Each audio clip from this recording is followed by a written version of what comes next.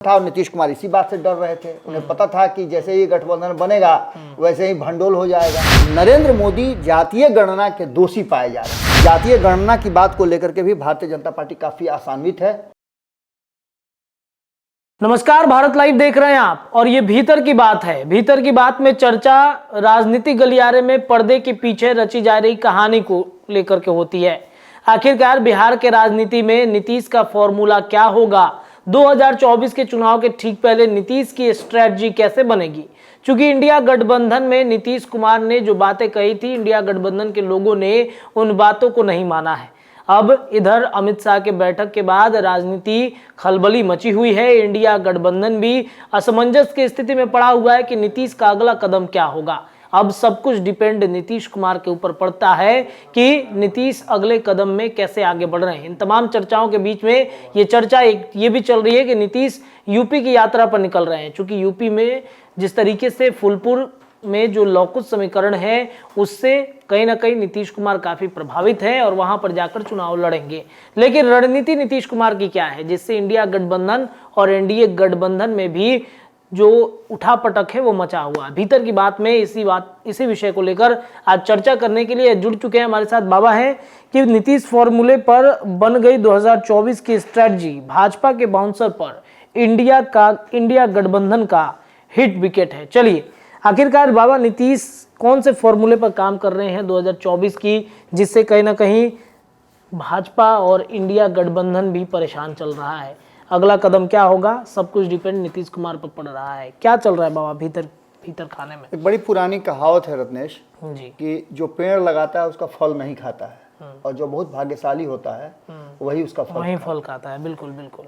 जिस तरह से आपने देखा होगा कि 2022 से पहले ये तैयारी चल रही थी कि कैसे भारतीय जनता पार्टी को और एनडीए को सत्ता से बेदखल किया जाए, इसके जो विजयी रथ है उसको कैसे रोका जाए जी। उसके लिए प्रयास सभी ने शुरू किया। जो भी विरोधी दल थे भारतीय जनता पार्टी के, उस सारे लोगों ने, जो एनडीए से बाहर थे, उस सभी लोगों ने प्रयास किया। कई लोग प्रयास करके थक गए और कई लोग लगातार प्रयासरत रहे। बिल्कुल। उनमें से ममता बनर्जी, शरद पवार, इसके बाद कांग्रेस, ये लोग हमेशा प्रयासरत रहे लेकिन सफलता नहीं मिली। अंततः नीतीश कुमार के हाथ में ये सारा मामला आया और नीतीश कुमार ने इस स्ट्रेटजी को पूरी तरह से फिट एंड फाइनल कर लिया। सभी को जोड़ लिया, लगभग 27-28 दलों को जोड़ करके उन्होंने एक गठबंधन बनाने की तैयारी शुरू की, जिसमें वो सफल भी रहे। पटना में पहली बैठक हुई, उससे लगने लगा था कि अब ये गठबंधन भारतीय जनता पार्टी के लिए मुश्किलें खड़ा करेगा और भारतीय जनता पार्टी भी इस बात को समझ चुकी थी जी। लेकिन नीतीश कुमार ने जो फार्मूला बनाया था वो फार्मूला सबको पसंद तो था लेकिन अपने अपने ईगो के कारण कोई लागू नहीं कर रहा था। मतलब वो चाहते थे कि क्रेडिट हमारा जाए, हमारा क्रेडिट होना चाहिए। बिल्कुल। और शायद भारत लाइव के दर्शकों को, जो पुराने दर्शक हैं, उनको याद भी होगा कि हमने तब भी कहा था जब G23 को लेकर के सोनिया गांधी आगे बढ़ी थी, जी, जिसमें से 20-21 दलों को उन्होंने जोड़ लिया था। बाकी के जो 2-3 दल बच रहे थे उसमें मैंने स्पेशली नाम दिया था कि जब तक नीतीश कुमार इस गठबंधन का हिस्सा नहीं होंगे तब तक ये कंप्लीट नहीं होता है। बिल्कुल। अब ऐसी स्थिति में आप समझ सकते हैं कि ये बहुत पहले कही हुई बातें सच हुई और नीतीश कुमार भी इस गठबंधन का हिस्सा हुए। एनडीए छोड़ करके वो महागठबंधन की तरफ आए और इसको बल मिला, लालू प्रसाद का समर्थन मिला और इस गठबंधन को एक रूप दिया गया जी। लेकिन जो नीतीश कुमार का स्ट्रेटजी था उस स्ट्रेटजी से बड़ी दूर रही है गठबंधन। नीतीश कुमार ने कई फार्मूले दिए थे। नीतीश कुमार ने सबसे पहला फार्मूला दिया था कि हम बहुत लंबा चौड़ा तो नहीं लेकिन 174 सीटों पे भारतीय जनता पार्टी को रोक करके सत्ता से दूर रख सकते हैं जी। और ये फार्मूला यदि हम लागू कर देते हैं तो देश के अलग अलग राज्य भी हमारे इस फार्मूला के साथ भारतीय जनता पार्टी को रोकेंगे। ऐसी स्थिति में भारतीय जनता पार्टी को यहां तक दावा किया गया था कि 100 सीटों पर रोक दिया जाएगा। दावा बड़ा था जी। लेकिन स्ट्रेटजी उससे मजबूत थी। नीतीश कुमार को पता था कि इस बीच में जातीय सर्वे आ जाएगा, जातीय गणना का रिपोर्ट आ जाएगा, सामाजिक आर्थिक सर्वेक्षण भी का रिपोर्ट आ जाएगा और इस रिपोर्ट के बाद नीतीश कुमार की पहले से स्ट्रेटजी थी कि वो आरक्षण के दांव को खेल करके कहीं ना कहीं भारतीय जनता पार्टी को बैकफुट पर रखेंगे, क्योंकि नरेंद्र मोदी जातीय गणना के दोषी पाए जा रहे हैं।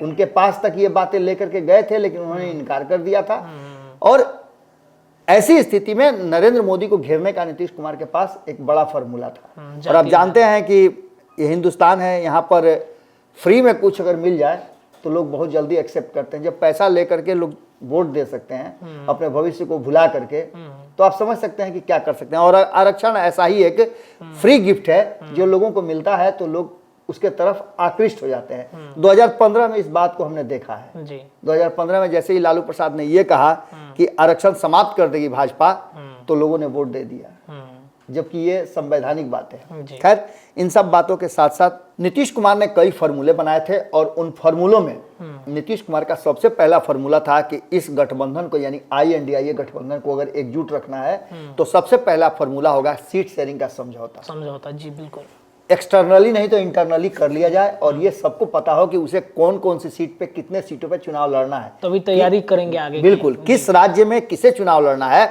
और खास करके जो 5 राज्यों के चुनाव थे उसमें सब एकजुट होकर के और चुनाव लड़ें, ये दर्शाने की कोशिश करें इस देश की जनता के सामने कि हम एकजुट हैं, हम भारतीय जनता पार्टी को सत्ता से बेदखल कर सकते हैं।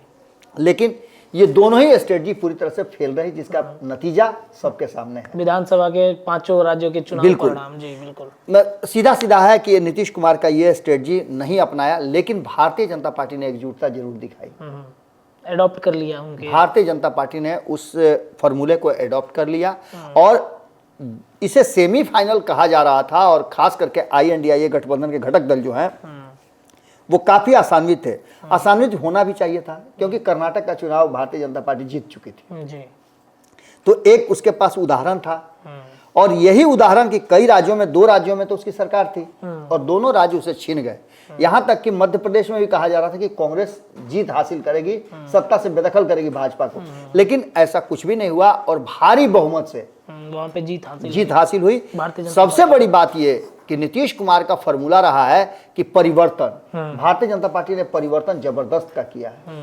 तीनों के तीनों राज्यों में बिल्कुल नए, फ्रेश, जिसको चर्चा तक नहीं थी जिस लोगों की, वैसे मुख्यमंत्रियों को बैठा करके ये साबित कर दिया कि भारतीय जनता पार्टी एकजुट है और जो फैसला केंद्रीय नेतृत्व करता है उस पर सब स्वीकार करते हैं। मतलब जो एक तमका लगा था भारतीय जनता पार्टी पे, स्वर्णों की पार्टी है, ये पार्टी है, वो पार्टी है, तो वो तमका को कहीं ना कहीं इसे भुला के एक नई रणनीति के तहत भारतीय जनता पार्टी काम कर रही है। बिल्कुल। अब इन सारी बातों के साथ साथ कुछ ऐसे पॉइंट्स भी हैं जो कहीं ना कहीं नीतीश कुमार ने तैयार किए थे। आरक्षण वाला मुद्दा कहीं ना कहीं भारतीय जनता पार्टी अपने पाले में ले चुकी है। आपने देखा होगा कि उससे पहले ही 33% महिलाओं को आरक्षण देने की बात भारतीय जनता पार्टी ने करके पहला ही दाव फेंक दिया था। इसके अलावे आपने देखा होगा कि जातीय गणना की बात को लेकर के भी भारतीय जनता पार्टी काफी आसान्वित है और भारतीय जनता पार्टी ने कहा भी है कि सीमांकन इस देश में लोकसभा और विधानसभाओं का होना है, जिसके लिए 2026 का समय निर्धारित है। उससे पहले बहुत सारी चीजें करनी होंगी, जिसमें जातीय गणना भी है, जिसमें महिला आरक्षण भी है, ये सारी चीजें की जाएगी। अब तो बाबा वो POK का भी मुद्दा उन्होंने उठा दिया है। बिल्कुल, वहां भी सफलता मिली है। 24 सीट वहां पर रखने की बात। ये सारी बातें जो घुमा फिरा करके आती हैं तो इस बात की तरफ इशारा करती हैं कि जो नीतीश कुमार ने 174 सीटों का, 176 सीटों का जो फार्मूला बनाया था, वो फार्मूला कहीं ना कहीं एक्सेप्टेबल कांग्रेस को नहीं था। क्योंकि कांग्रेस को पता है कि कांग्रेस जब भी दिल्ली में जाएगी तो वहां आम आदमी पार्टी बैठी हुई है, पंजाब में जाएगी तो वहां आम आदमी पार्टी बैठी हुई है, और बिना उसके कॉन्सेंट के और बिना उसके इशारे के एक भी सीट उसको नहीं मिल सकता है। तो भाजपा ऐसा गठबंधन क्यों करेगी जहां उसको नहीं मिलना चाहिए? बिल्कुल बिल्कुल, ये एक बड़ा कंट्राडिक्शन था और नीतीश कुमार इसी बात से डर रहे थे। उन्हें पता था कि जैसे ही गठबंधन बनेगा वैसे ही भंडोल हो जाएगा और इसका बेइज्जती तो झेलना ही पड़ेगा, क्योंकि लीड नीतीश कुमार का। अब तक नीतीश कुमार की प्रतिष्ठा इसलिए बची हुई है कि वो इसको लीड नहीं कर रहे हैं। बिल्कुल। और आप समझ सकते हैं कि जब बहुत लोग एक साथ हों तो खेल भंडोल होता ही है। अब ऐसी स्थिति में अगर बात करें बंगाल की, तो बंगाल में ममता बनर्जी पैर तक रखने नहीं देंगी भारतीय जनता पार्टी और वाम दलों को। पटना की वाली मीटिंग से ही पता चल गया था। इंडिया गठबंधन के कांग्रेस को बिल्कुल वो कहीं ना कहीं भड़क गई है, भड़क करके यहाँ से चली गई थी। इसके अलावा आप झारखंड की बात कर रहे हैं तो वहाँ हेमंत सोरेन है, वो क्या करेंगे? उनको सीधी लड़ाई लड़नी है भारतीय जनता पार्टी से, क्योंकि वहाँ की सीटें अधिकांश भारतीय जनता पार्टी के पास है। बात अगर उत्तर प्रदेश की करें तो अखिलेश यादव क्यों देंगे कांग्रेस को ज्यादा सीट? निश्चित रूप से अखिलेश यादव वहां मुख्य लड़ाई में है, वहां के क्षेत्रीय दल है और मजबूत है, तो कांग्रेस बहुत कमजोर है, तो ऐसी स्थिति में उसको क्यों सीट देंगे? वो तो लड़ाई अब तो दिख ही गई है, जो परिणाम आया या फिर चुनाव जो होने थे उसमें भी तो कांग्रेस के खिलाफ बिल्कुल, महाराष्ट्र की भी लगभग वही स्थिति है। बिल्कुल बिल्कुल उद्धव ठाकरे और शरद पवार जो हैं वो अपने हिसाब से सीट शेयरिंग करेंगे। इसके अलावा अगर बात करें बिहार की, तो राष्ट्रीय जनता दल और Janata Dal United seat sharing का फॉर्मूला तय करेगा। ऐसी स्थिति में कहीं ना कहीं लग रहा था भारतीय जनता पार्टी के सामने कि कांग्रेस कमजोर रहेगी और जो गठबंधन बन रहा है उस गठबंधन में उसकी उतनी ज्यादा पकड़ नहीं रहेगी, इसीलिए लालू प्रसाद को उसने अपने फ्रेम में लिया। लालू प्रसाद भी कांग्रेस से काफी अटैच्ड है। ऐसी स्थिति में नीतीश कुमार को किनारा किया गया, क्योंकि नीतीश कुमार का फॉर्मूला काफी कांग्रेस के पक्ष में नहीं जा रहा था, और कांग्रेस से आप जानते ही हैं कि नीतीश कुमार की बहुत पुरानी अदावत है। बिल्कुल बिल्कुल बिल्कुल। कांग्रेस ने जब कहा है कि मंत्रिमंडल में सीट देने के लिए, वो भी उन्होंने नहीं दिया, तो वो आगे कैसे कुछ आगे कर सकते थे? नीतीश कुमार को भी ऐसा लग रहा था कि अगर वो कांग्रेस को ज्यादा प्रश्रय देते हैं, कांग्रेस फ्रेम में होती है, तो ऐसी स्थिति में उनकी सीटें घट सकती हैं। ये सारी स्ट्रेटजी बनाने के बाद जिस तरह से सीट शेयरिंग के फॉर्मूले की बात करें, एक साथ दिखाने की बात करें, या फिर जो समस्याएं हैं उसके समाधान के लिए फोरम में बैठ करके बात करने की बात हो, या फिर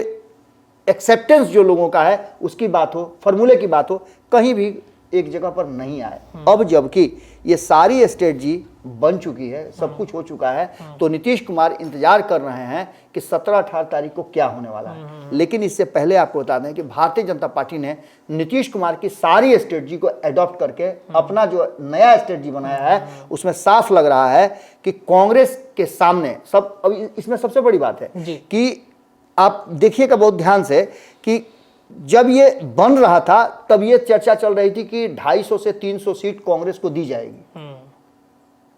2019 के चुनाव परिणाम के अनुसार जहां पहले और दूसरे नंबर पे कांग्रेस रही है वहां दी जाएगी, लेकिन अब वो परिस्थितियां बदल करके 200 सीट पर आकर के टिक गई है। यानी 100 सीटों का सीधे सीधे कांग्रेस को नुकसान होता हुआ दिखाई दे रहा है। ऐसी स्थिति में ये देखना बड़ा ही दिलचस्प होगा कि जो बाउंसर नीतीश कुमार का स्ट्रेटजी अपना करके उनके कोचिंग में भारतीय जनता पार्टी ने जो फेंका है उससे पूरी तरह से हिट विकेट होने की चांस नजर आ रही है गठबंधन को, और इंडिया गठबंधन पूरी तरह से बिखरा हुआ नजर आ रहा है। शायद इसी वजह से नीतीश कुमार अब अपने लिए गेम सेट करने में लगे हैं, यूपी जा रहे हैं, जदयू के प्रमोशन कर रहे हैं। बिल्कुल, कर्पूरी जी की जयंती मनाएंगे, सभी जयंती मनाएंगे।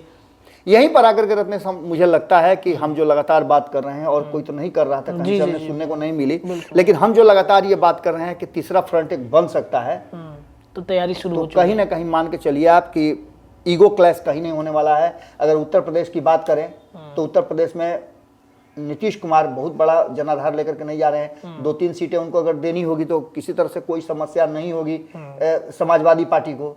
अगर झारखंड की बात करें तो 1-8 सीट लेकर के अगर दे देंगे हेमंत सोरेन तो कोई दिक्कत नहीं होगी। बंगाल की बात करें तो ममता बनर्जी अगर 1-2 सीट दे देती हैं तो उनको भी कोई दिक्कत नहीं होगी, जो बिहार से सटे हुए क्षेत्र है। तो ऐसी स्थिति में ईगो क्लैश नहीं होगा, सबको अपने अपने हिसाब से मिलेगा। लेकिन कांग्रेस अगर रहती है इस फ्रेम में तो ईगो क्लैश होगा।